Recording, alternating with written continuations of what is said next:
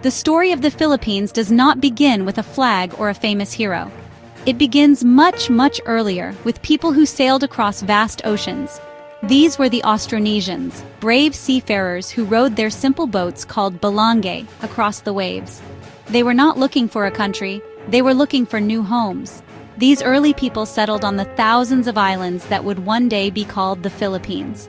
They brought with them their knowledge of farming, their unique languages, and their own ways of life. They formed small communities called barangays, each led by a chieftain or a datu, creating a complex and vibrant society long before outsiders arrived on their shores. Life in these early barangays was rich with culture and trade. The people were skilled craftsmen, making beautiful pottery, intricate gold jewelry, and sturdy tools. They had their own systems of writing, like the baybayin, which they used to record poems and stories. These communities were not isolated, they were connected to a larger world. Traders from China, India, and other parts of Southeast Asia would sail to the islands, bringing silk, porcelain, and new ideas. In return, the islanders offered pearls, gold, and exotic goods from their lush forests. This exchange of goods and culture created a diverse and dynamic society, a patchwork of different traditions living side by side. Spirituality was also a central part of their existence. The early Filipinos did not have a single religion, but a variety of beliefs centered on nature and ancestral spirits. They believed that spirits, or anitos, lived in trees, mountains, and rivers, and they held ceremonies to honor them, guided by shamans called babaylan or Catalonan. These spiritual leaders were often powerful women who held great respect in their communities. They were healers, storytellers, and keepers of tradition, ensuring that the wisdom of their ancestors was passed down through generations. This deep connection to the natural and spiritual world shaped their identity and their understanding of their place in the universe. So, when we look back, we see that the Philippines was not an empty land waiting to be discovered. It was a thriving archipelago of interconnected communities, each with its own leader, its own culture, and its own history. These first Filipinos were sailors, traders, artists, and farmers. They built a civilization from the sea and the soil, creating a legacy that continues to flow in the veins of Filipinos today. Their story is the true beginning of the nation's journey, a foundation built on courage, creativity, and a deep respect for the world around them, a world they knew intimately long before maps gave it a name. In 1521, everything began to change. 3 large ships appeared on the horizon, a sight unlike any the islanders had seen before. These ships belonged to a Portuguese explorer named Ferdinand Magellan, who was sailing for the King of Spain. He was not looking for the Philippines. He was looking for a new route to the Spice Islands. When he and his crew landed, they brought with them 2 powerful symbols: the cross, representing their Christian faith, and the sword, representing the power of their king. The arrival of these men marked the beginning of a new and difficult chapter in the island's history, one that would last for more than 300 years. The Spanish did not simply visit, they came to stay. Their goal was to colonize the islands, to claim the land and its people for Spain. They named the archipelago Las Islas Filipinas in honor of their king, Philip II. To rule, they established a central government in Manila, a system very different from the independent barangays the people were used to. They introduced new laws, new taxes, and a new social order. At the top were the Spanish officials and friars, and below them were the native Filipinos, who were now subjects of a distant king. This new structure reshaped society, creating a hierarchy that would define life in the colony for centuries. The most profound change brought by the Spanish was religion. The friars, who were Spanish priests, traveled to every corner of the islands to convert the people to Roman Catholicism. They built massive stone churches, many of which still stand today, as powerful symbols of this new faith. The old beliefs in anitos and nature spirits were discouraged and often punished. While many Filipinos embraced Christianity, they did not completely forget their old ways. Instead, they blended the new religion with their ancient traditions, creating a unique folk Catholicism that is still practiced in the Philippines. This fusion of beliefs shows the resilience of the Filipino spirit. Under Spanish rule, life became a mixture of Filipino and Spanish cultures. The Spanish introduced new crops like corn and tomatoes, and new words entered the local languages. Fiestas, or town festivals, became a central part of life, celebrating a patron saint with food, music, and parades. However, This period was also marked by great hardship. Filipinos were forced to work for the Spanish government and pay heavy tributes. Many revolted against the harsh rule of the colonizers, but these early uprisings were often small and easily defeated.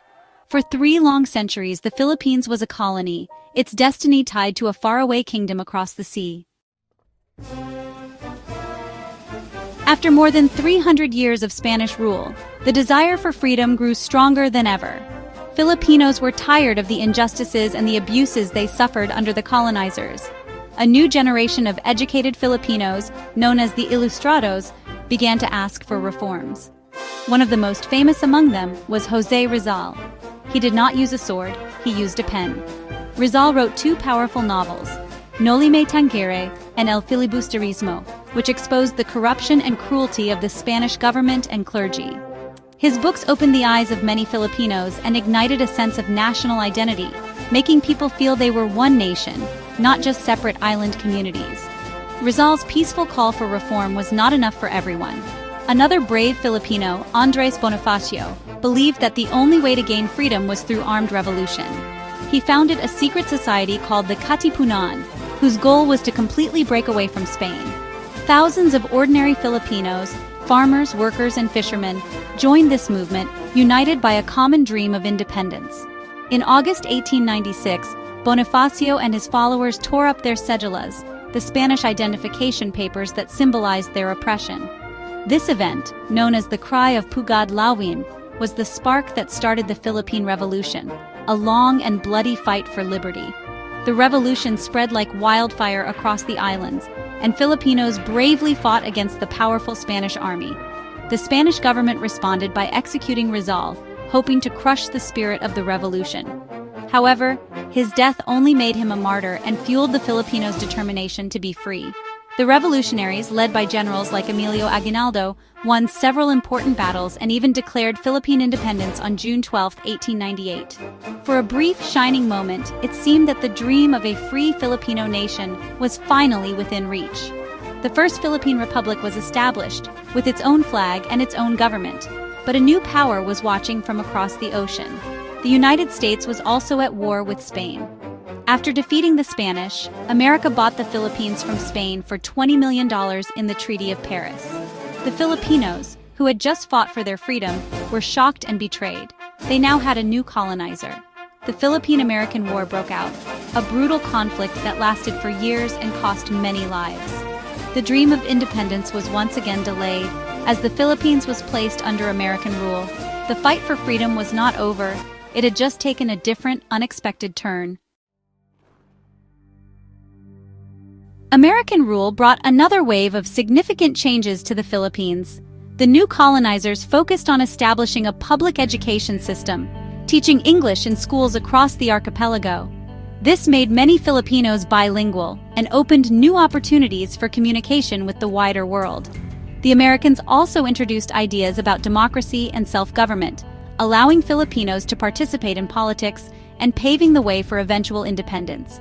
They built roads, hospitals, and other infrastructure that modernized the country. However, despite these developments, the Philippines remained a colony, its economy and politics heavily influenced by the United States. The promise of freedom was always there, but it was a promise for the future. This future was violently interrupted by the outbreak of World War II. In 1941, Japan invaded the Philippines, and the islands became a battleground. The years of Japanese occupation were a time of immense suffering and hardship for the Filipino people. Food was scarce, and fear was a constant companion. Yet the spirit of resistance remained strong. Filipino and American soldiers fought side by side, and brave guerrilla fighters continued to resist the invaders from the mountains and jungles. The war left cities like Manila completely destroyed and scarred the nation deeply. But it also strengthened the Filipino resolve to finally become the master of its own destiny. After the war ended, the long-awaited moment finally arrived. On July 4, 1946, the United States formally recognized the independence of the Philippines. In a solemn ceremony in Manila, the American flag was lowered, and the Philippine flag was raised to fly alone for the first time. The Philippine Republic was born, a free and sovereign nation. The journey had been long and difficult, marked by centuries of colonization, revolution, and war. Achieving independence was not the end of the story, but the beginning of a new one.